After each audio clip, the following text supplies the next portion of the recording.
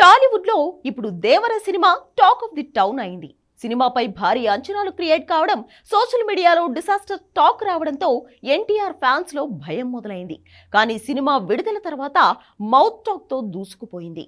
సినిమాను ముందు విమర్శించిన వాళ్ళు కూడా చూసి మాట్లాడండి అంటూ సవాల్ చేశారు. ఇలా ఇప్పుడు దేవర దసరా వరకు తిరుగులేదు అని నిరూపించుకుంది. 1000 కోట్ల వసూళ్లు పక్కా అంటున్నాయి టాలీవుడ్ వర్గాలు.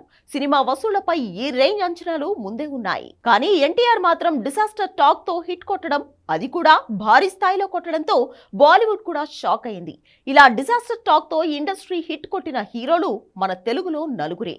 అందులో ఎన్టీఆర్ ఒకరు. అసలు ఆ మిగతా ముగ్గురు ఎవరనేది చూస్తే, పోకిరి సినిమా ముందు ఫ్లాప్ టాక్ వచ్చింది. కానీ క్లైమాక్స్ ట్విస్ట్ చూసి షాక్ అవ్వడం పక్కా అనే మాటతో సినిమా రేంజ్ పెరిగిపోయింది. ఇప్పటికీ ఆ ట్విస్ట్ సినిమా పరిశ్రమకే హైలైట్ గా నిలిచిందని చెప్పవచ్చు. ఆ సినిమా తర్వాత మహేష్ బాబు రేంజ్ మారిపోయింది. ఇక బాహుబలి మొదటి పార్ట్ కూడా జనాలకు ముందంత ఎక్కలేదు. సినిమా ఫ్లాప్ అనే టాక్ వచ్చింది. కానీ సెకండ్ హాఫ్ బాగుంది అనే మౌత్ టాక్ తో సినిమా రేంజ్ మారిపోయింది. బాహుబలి సినిమా ఓ ఘనమైన చరిత్ర. ఇక పుష్ప మొదటి పార్ట్ కూడా అంతే.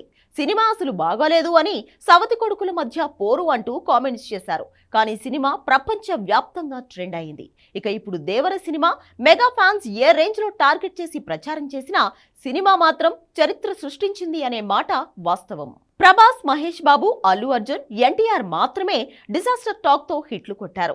ఒక్కసారి డిజాస్టర్ అనే టాక్ వస్తే సినిమా జనాల్లోకి వెళ్లడం చాలా చాలా కష్టం. కానీ నాకు అది పెద్ద లెక్క కాదు అని ప్రూవ్ చేశాడు ఎన్టీఆర్. ఇప్పుడు 800 కోట్ల దిశగా సినిమా వసూళ్లు వెళ్తున్నాయి. అదే జరిగితే మాత్రం ఎన్టీఆర్ రేంజ్ మారిపోవడం పక్కా.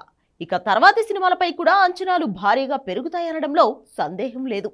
తర్వాత ప్రశాంత్ నీల్ తో ఎన్టీఆర్ భారీ బడ్జెట్ సినిమా చేస్తున్న సంగతి తెలిసిందే.